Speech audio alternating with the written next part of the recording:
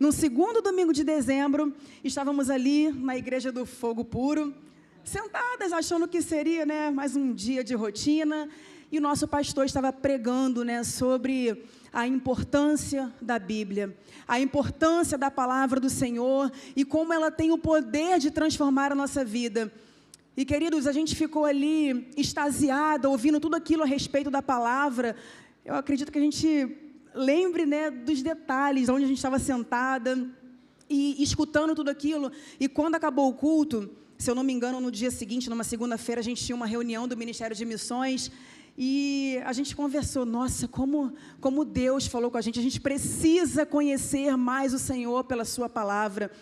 Porque a gente tinha acesso à Bíblia, porque todos nós temos acesso à Bíblia, mas talvez lia de uma forma displicente, não com a devida importância, não com o devido valor. E naquele dia, queridos, eu percebi que eu nunca tinha lido a Bíblia toda, e ela também. E nós fizemos um propósito: nós precisamos ler toda a Bíblia. Sabe, queridos, não para cumprir uma meta, mas porque o nosso coração estava de verdade ansiando por conhecer mais do Senhor e da sua palavra. E a partir daquele dia, a nossa história mudou, porque nós começamos a nos aprofundar nas riquezas da palavra de Deus, nós fizemos um plano de leitura, lemos a Bíblia toda. E durante esses mais de 15 anos, quantas vezes nos reunimos para estudar as Escrituras, para recitar os versículos, para aprender uma com a outra. Então, o nosso propósito aqui nessa noite é de glorificar o nome do Senhor, de falar o quanto a palavra de Deus ela é preciosa, maravilhosa, e nosso desejo é despertar isso na igreja. Porque talvez, assim como a gente naquele dia, talvez você tenha conhecimento de muitas coisas da Bíblia, de muitas histórias, mas talvez não, eu creio, em nome de Jesus, que o Senhor vai capturar o seu coração nessa noite de uma forma que você vai sair daqui desejoso. Eu quero mergulhar em águas profundas, eu quero conhecer o Senhor, eu não quero permanecer da mesma forma que eu estou, porque a palavra do Senhor, quando ela é lida, ela tem o poder de nos transformar. Amém, queridos. E nessa comunhão, ao longo desses anos, como o Su bem falou, nós tivemos muitas experiências com o Senhor Jesus. E o desejo do Senhor para cada um de nós é que vivamos em comunhão, até porque Jesus foi o exemplo supremo de comunhão, queridos. E Jesus, ele não tinha somente intimidade com o Pai, ele viveu, ele ensinou comunhão, ele vivia partilhando ali com os discípulos refeições, momentos, experiências, ensinamentos, compartilhava a palavra. E a palavra de Deus, ela faz um efeito tão maravilhoso na vida de cada um de nós. E quando isso acontece em comunhão, há poder. Acontece que a igreja, de forma efetiva, está cumprindo aquilo que ela foi chamada para fazer. E esse é o desejo do Pai, que vivamos em comunhão. Amém? E a comunhão, queridos, começa com a união. Obrigada. A comunhão começa com a união de Jesus, que nos une a Deus e nos une uns aos outros, mesmo diante das nossas diferenças. Eu e Su somos muito amigas, temos muitas coisas em comum, mas também temos muitas coisas diferentes, E como era lindo, à medida que a gente se aprofundava na palavra, como o nosso pensamento se alinhava. E por muitas vezes, queridos, quando a gente precisava de um conselho, por ter diferenças de personalidade, a gente não buscava dar um conselho de acordo com aquilo que a gente achava, mas de acordo com o que dizia a palavra do Senhor. E isso, cada vez mais, foi despertando esse desejo da gente viver em comunhão pela palavra. E eu tenho certeza que esse é o diferencial também da nossa amizade. E, queridos, existe uma palavra que se chama koinonia. É uma palavra grega que seu significado é comunhão. Comunhão, companheirismo e partilha. É um relacionamento espiritual de profunda intimidade com a palavra do Senhor. E Hebreus, capítulo 10, versículo 24, diz assim: para que consideremos uns aos outros, para nos estimular em amor e nas boas obras. E quando a gente vive em comunhão pela palavra, é exatamente isso que acontece. A gente estimula um ao outro em comunhão e em amor. E como é maravilhoso, queridos, isso é transbordar Jesus. Por tantas vezes, em momentos de dificuldade, na época não tinha nem WhatsApp, né? A gente mandava torpedo com alguns versículos. E como a gente percebia o agir do Espírito Santo em todo o tempo, por intermédio da sua palavra, pelo poder da comunhão, pelo poder da decisão também de fazer esse propósito, de caminhar juntos e de valorizar a palavra do Senhor. E como a Su disse, que hoje, né, o Senhor ele vem a despertar cada um que está aqui, para que saia com o coração ardendo, de buscar cada vez mais na palavra do Senhor, mas busque no seu momento de intimidade, mas tenha também alguém para você compartilhar, para tirar dúvidas, como é precioso, queridos. E eu quero novamente falar esse versículo de Hebreus, capítulo 10, 24. Diz que para que consideremos uns aos outros, para nos estimular em amor nas boas obras. Amém? E nós vamos agora homenagear a palavra do Senhor, recitando alguns versículos do Salmo 119. Nosso desejo era ler Salmo 119 todo. A gente ensaiou, pastor, mas deu 30 minutos. São apenas 176 versículos. Mas nós vamos ler alguns versículos que separamos aqui, que diz assim a palavra do Senhor: bem-aventurados os que guardam as suas prescrições e buscam de todo o coração. Tu ordenaste os teus mandamentos para que os cumpramos à risca. Cumprirei todo... Só um minutinho, por favor. Queridos, eu não estou seguindo uma sequência, então não precisa colocar no Data Show. Então, podem acompanhar somente de ouvir a leitura. Cumprirei os teus decretos, não me desampares jamais. De que maneira poderá o jovem guardar puro o seu caminho? Observando-o segundo a tua palavra. De todo o coração te busquei. Não me deixes fugir dos teus mandamentos.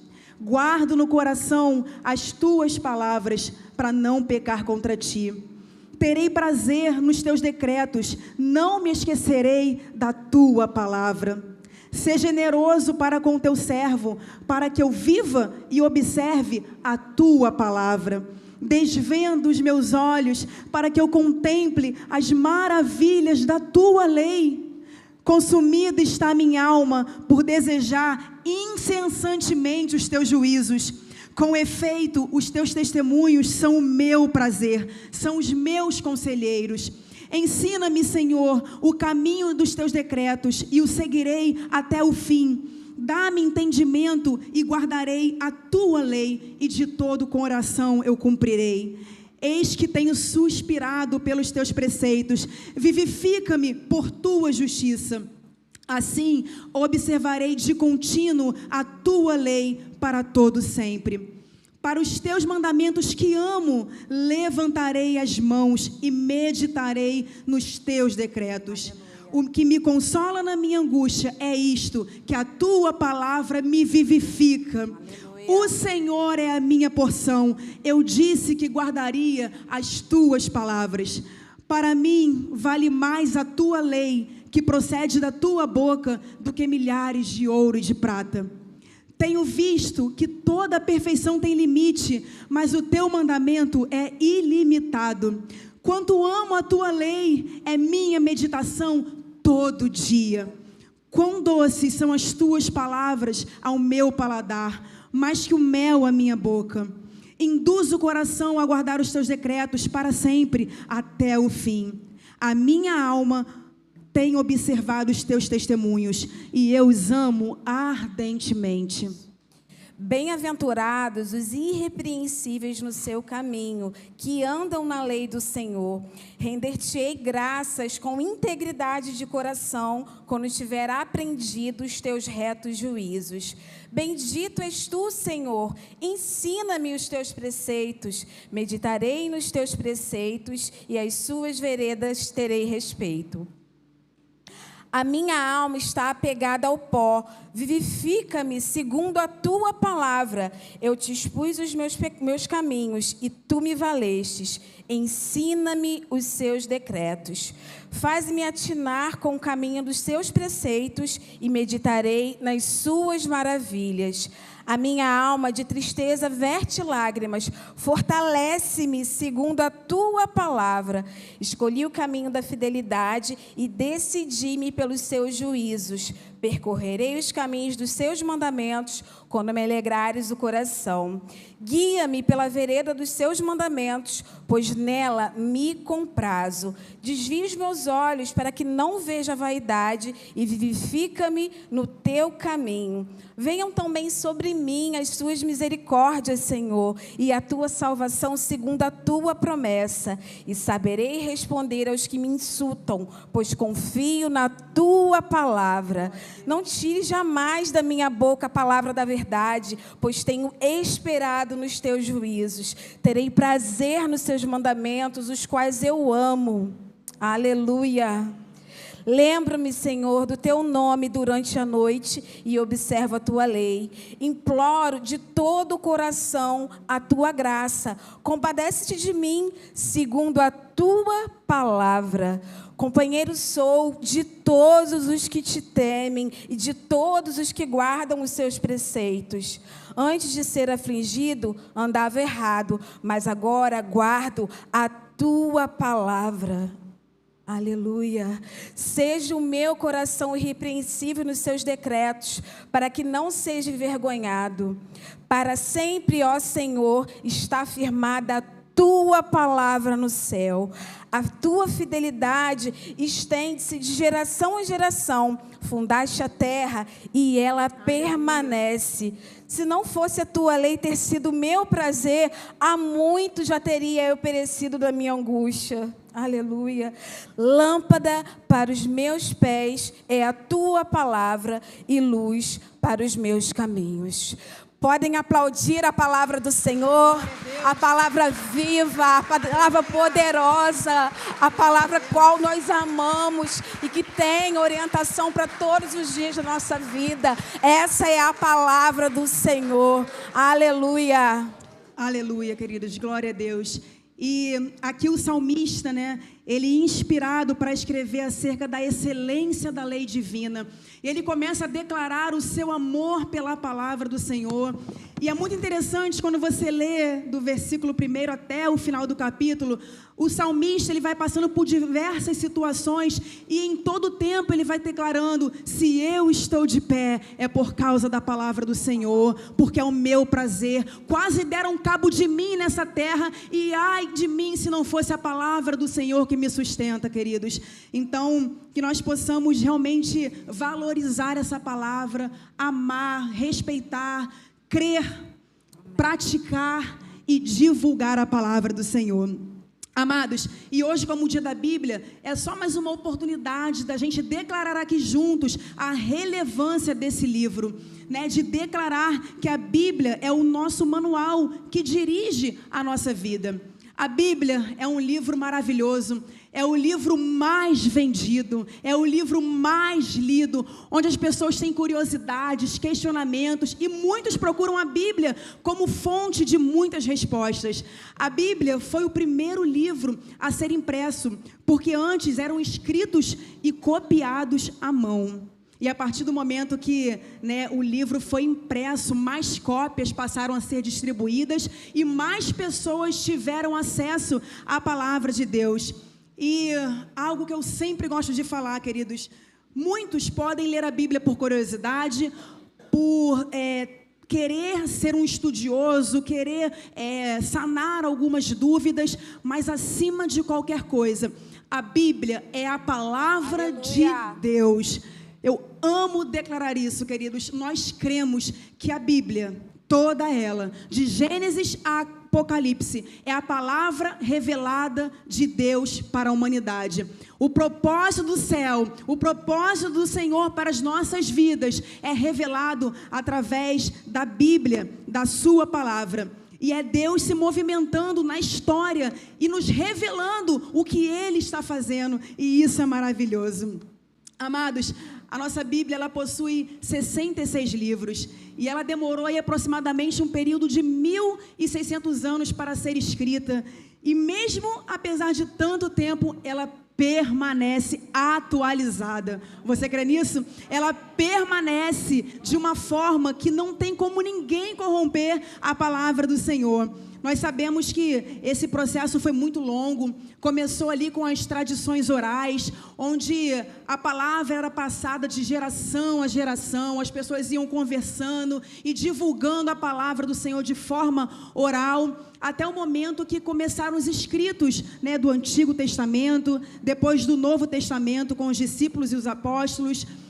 Ou seja, a Bíblia reúne aproximadamente 40 autores, 40 homens inspirados por Deus, redigiram textos sagrados. Mas o autor, a fonte é o Senhor, o Deus Todo-Poderoso, o Criador dos céus e da terra e sustentador de todas as coisas. Então a fonte vem do Senhor. E para que a Bíblia chegasse nesse formato que conhecemos hoje, um grande processo aconteceu, né, queridos? E desde o início, feito em cópias manuscritas, esses rolos sobreviveram a perseguições e iam sendo copiados e traduzidos para diversas línguas antigas.